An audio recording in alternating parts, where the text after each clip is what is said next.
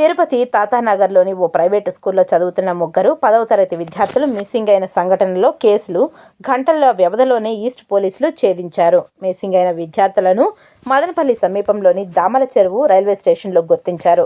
ఈ సందర్భంగా east DSP Venkatanarayana మీడియాతో మాట్లాడారు.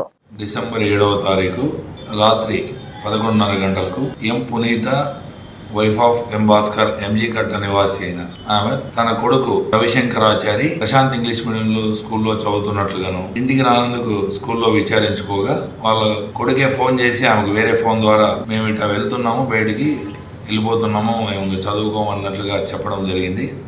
దాని మీద కంప్లైంట్ ఇస్తే ఎవరెవరు పోతున్నారని ఆ ఫోన్ నంబర్కి ఎవరైతే ఆ అబ్బాయి ఫోన్ చేశాడో ఆ ఫోన్ ద్వారా అతనితో పాటు ఇంకా 2 పిల్లలు వెళ్తున్నట్లుగా తెలుసుకుని ఆ పిల్లలు ఎవరు వెళ్ళారో స్కూల్ ఎవరింటికి రాలేదని చూసుకుంటే అక్కడ పవన్ అనే ఒక అబ్బాయి, రాణా ప్రతాప్ అని ఇంకొక అబ్బాయి, మొత్తం 3 అబ్బాయిలు అదే స్కూల్లో 10th క్లాస్ చదువుతూ ఉంటారు.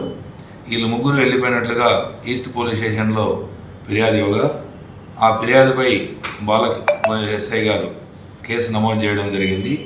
వెంటనే నైట్ రౌండ్స్లో ఉన్న ఇన్స్పెక్టర్ ఈస్ట్ గారు తెలియజేయడం జరిగింది. దాంతో మాకు తెలియజేయడం జరిగింది. ఈ విధంగా ఉన్నతాధికారులు చెప్పగా ఎస్పీ గారు వెంటనే స్పెషల్ తిరుపతి జిల్లా ఎస్పీ ఎల్ సుబ్బరాయుడు ఐపీఎస్ గారు 3 పిల్లలు వెళ్ళారంటే అలార్మింగ్ ఉంటుంది, వెంటనే చర్యలు తీసుకోండి దీని మీద అని చెప్పగా దాని మీద రాత్రి 3 టీంలు ఫామ్ చేసి జిల్లా బార్డర్స్ అంతా అలర్ట్ చేయడం జరిగింది.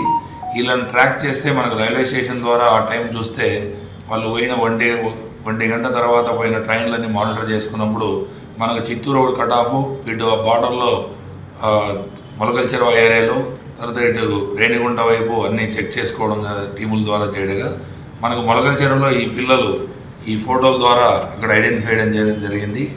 దాని మేరకు వాళ్ళు ఈరోజు అక్కడ మొలకల చెరువు ట్రేస్ చేసి మొలకల చెరువు పోలీస్ స్టేషన్లో ఉంచడం జరిగింది. ఇక్కడ నుంచి ఒక పార్టీ వాళ్ళ తల్లిదండ్రులతో సహా అబ్బాయిలను తీసుకురావడానికి వెళ్ళడం జరిగింది.